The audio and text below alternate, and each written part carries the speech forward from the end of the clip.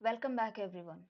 In the previous section, we have seen what blockchain is and how blockchain works, and what are the components of blockchain and how those components work together. In this section, we are going to build supply chain DApp with Hyperledger Fabric.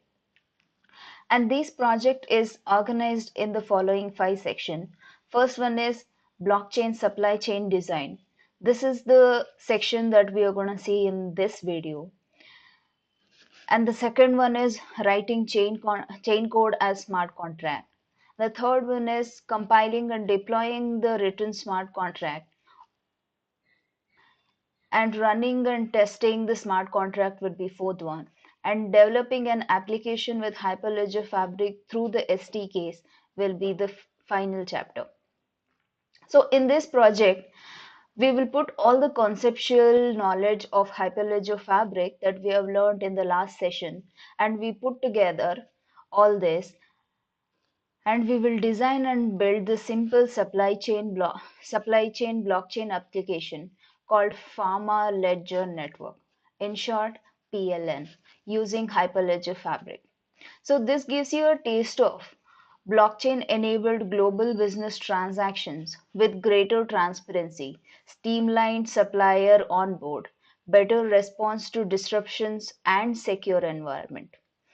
Specifically, the PLN, which is Pharma Ledger Network project, it illustrates how blockchain can help manufacturer, wholesaler, and other supply chain members like pharmacies to deliver a medical supply. So let us get into the details of blockchain supply chain designing part of it.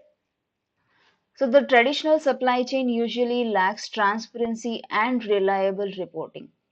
Large organizations have built their own system to enable global control of their daily operations while recording the transactions between suppliers and distributors in real time. Other small companies, however, lack the information and have limited visibility and trace their product at any given moment. That means in their entire supply chain product process workflow, from the production to consumption, the transparency from upstream to downstream is very limited. This could lead to inaccurate reports and lack of interoperability.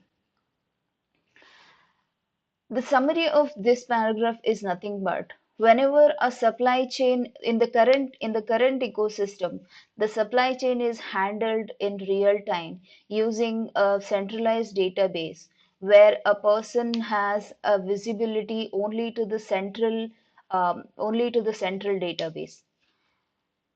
So with blockchain in place, every participant who is part of that network can see the real time data. By design, blockchain is a shared ledger, transparent, immutable, and secure decentralized system.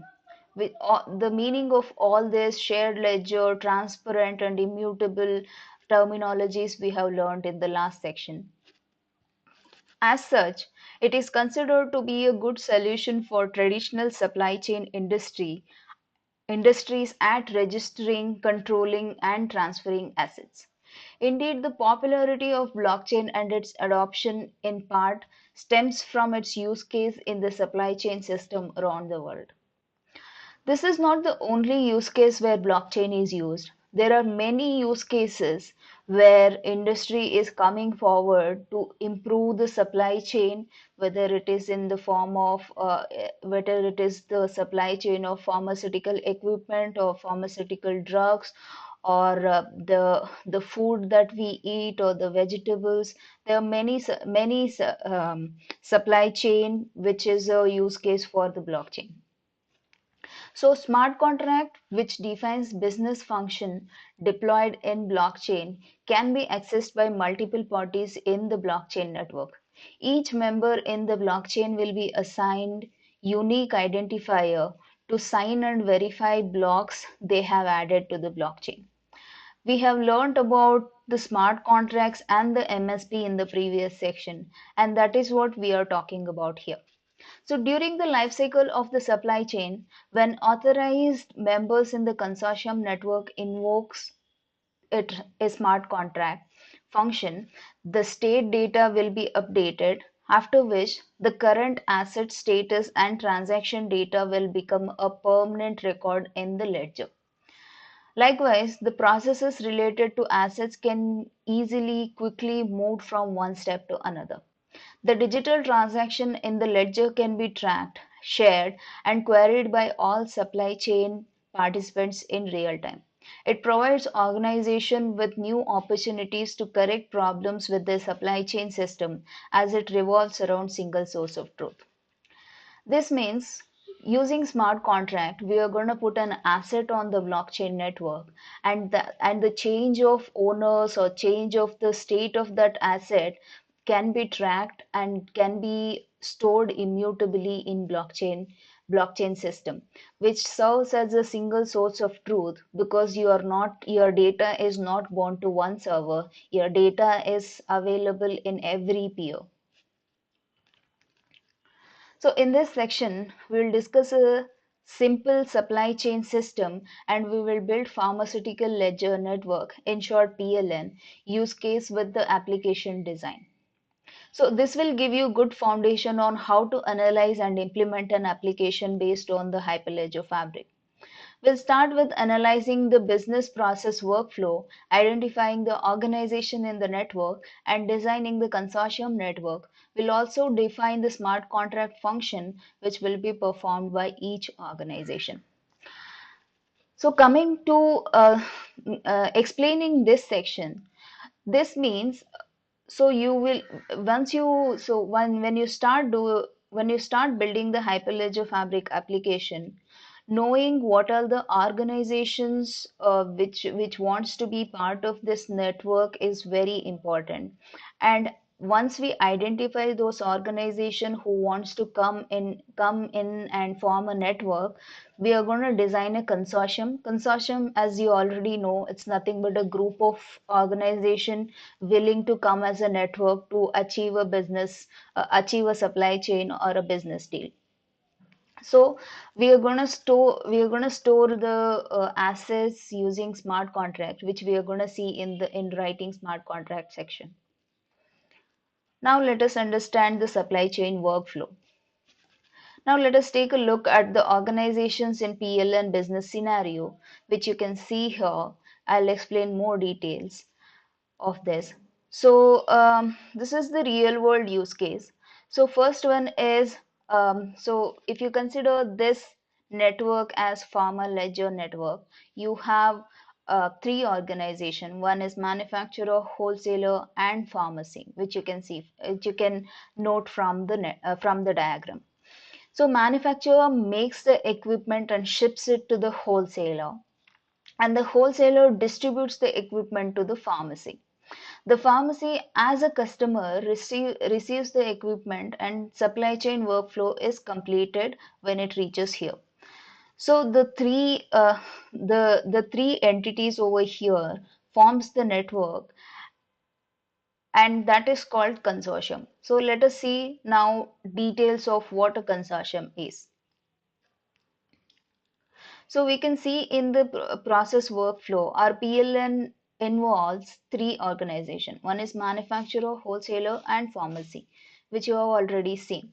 So these three entities will join together to build a consortium network to carry out supply chain businesses.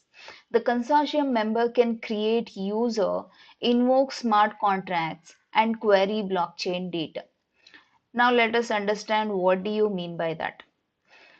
So this table depicts the organization and users in the PLN consortium. And you can also see the same in this picture as well. So I'll explain this picture in detail. So as you can see, the organization name is manufacturer, which you can see this is manufacturer, and the user that it is associated with is Bob. so we can also call him client. And the MSP that he is associated with is with that is organization 1 MSP. So using org1 MSP, Bob's gonna identify himself and he is gonna talk to the peer which is at the endpoint. So which is at the endpoint peer0.org1.example.com. So we are going to look into what Docker containers and how we are going to bring up this peers and everything in the coming section. But for time being, let us understand this is an endpoint which is running at the address peer0.org1.example.com, and the client who is Bob for manufacturer organization gets its identities from the MSPs or the certifications from R1 MSP, and he can talk to the peer. Same with wholesaler and pharmacy as well. Wholesaler has a user Alice, which you can see here, and Alice gets her certificates or CA from arc2 MSP, and it is at a endpoint po0.org2.example.com. And the third entity is pharmacy. So pharmacy has a client Eve, which is also a user, and Eve gets the CAs from arc3 MSP, and he or she can talk to peer using those arc3 MSPs. So as to summarize, in a PLN consortium, each of these three organization has a user and a MSP and a peer, which is user, MSP, and a peer. For example, manufacturer organization, we have Bob as an application user. We have R1 MSP as MSP ID to load the MSP definition. And we define anchor peers with hostname peer0.org1.example.com to gossip communication across. So we have learned about what anchor peers are in the previous section. So we are going to define it programmatically in the coming lecture. So similarly, wholesaler is the second organization and Alice is the application user and its MSP is arc2 MSP, and Eve is the pharmacy organization user for the pharmacy. Sorry. So client is Eve for pharmacy, and arc3 MSP is the credentials that is used by Eve to communicate to peer.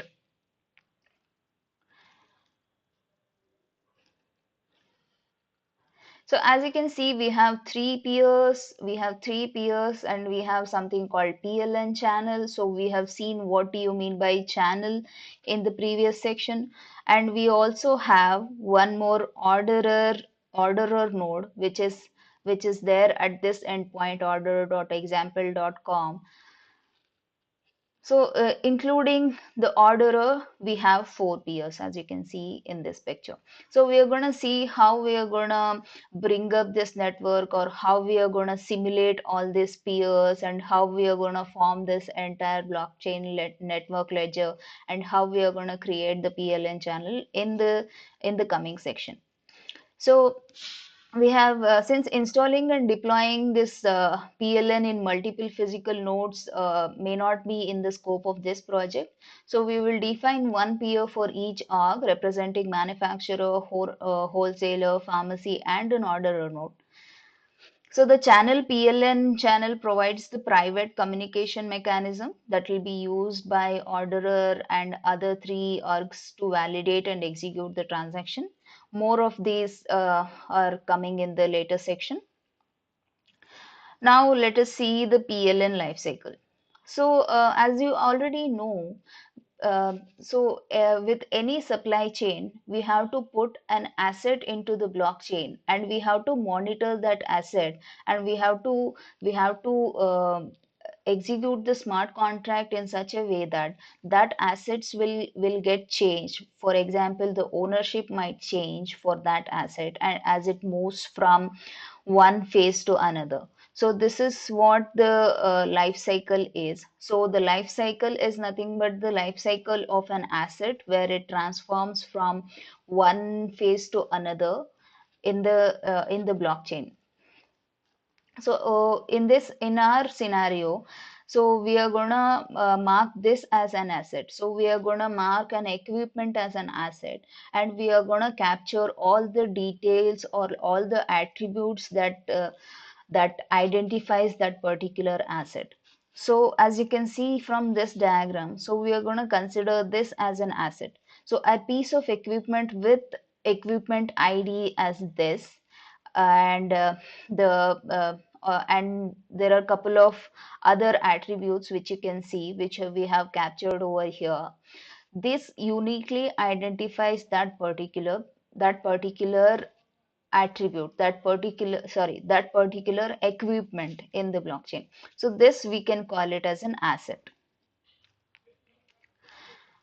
So equipment attributes and values. Here we define a unique identification equipment number to represent an equipment, which is equipment number, as you can see here. Each equipment is owned by an equipment owner at certain period of time. In our case, we define three different owner: manufacturer, wholesaler, and pharmacy.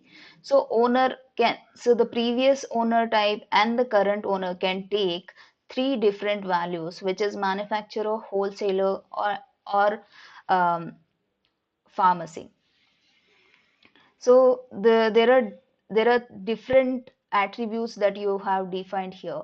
So this will makes more sense when you go and execute the smart contract, and when you completely understand the workflow and the changes that has to take place for a particular asset life cycle. So when a manufacturer makes a piece of equipment and record it in the PLN, the transaction result shows the equipment with a unique identification number 2000 in the ledger, and the current owner is Global Equipment Corp, which you can see here. Current owner type and the previous owner type is same, which is manufacturer. Why? Because manufacturer is has manufactured this equipment, and the currently he has not initiated the process where he has to move it to the next organization. So at this point of time, the manufacturer becomes the owner of this particular equipment. So after a few weeks, the manufacturer ships the equipment to the wholesaler, and the equipment state will change, including the ownership, previous and current owner type, last update as well. So this is what the previous asset looks like. Previously, the manufacturer is a Global Equipment Corp, which won't change. And then there are a couple of other things, for example, equipment number, equipment manufacturer, equipment name, which won't change. But the owner name and the previous owner name and the current owner name changes. As you can see here, the previous owner name in the previous asset snapshot is manufacturer. Here, the previous owner is manufacturer, and the current owner was also manufacturer because manufacturer has not initiated the transaction. Now that the manufacturer has initiated the transaction, and he has supplied that particular equipment to the next stage, which is wholesaler. Now that equipment lies with the wholesaler. That's why the current owner type is wholesaler. And the time also updates. The updated time, as you can see, the last updated is January 1st to 2021. Here the last updated is January 20, 2021, but the created date stays the same. Moving on to the next process. After 1 month, the pharmacy finally receives the equipment order. The ownership is now transferred from wholesaler to pharmacy as shown in the below. So as you can see from here, the owner name is Pharmacy Corp, and the previous owner type is wholesaler. Now the current owner type is pharmacy. Now from this you can clearly see that the asset lies with pharmacy now. So equipment at the hand of pharmacy. With the same equipment identity, the peer organization can trace the equipment's entire history of transaction record by looking up the equipment number. So we will write a smart contract where you can actually see the history, or what all the what all the stages that an asset has gone through, what all the stages this equipment has gone through during its phase where he has to reach from manufacturer to the pharmacy. In this PLN workflow, we have learned there are three steps in the entire life cycle. Originated from manufacturer, the equipment moves from the wholesaler to pharmacy. As a result of making an equipment, the wholesaler distributes and pharmacy receives the transaction. With the above design and analysis, now we can start to write the PLN smart contract. This is about designing and analyzing the business use case which is in your hand. Now that we understand how this works, let us move on to writing the smart contract, and I'll see you in the next section. Thank you.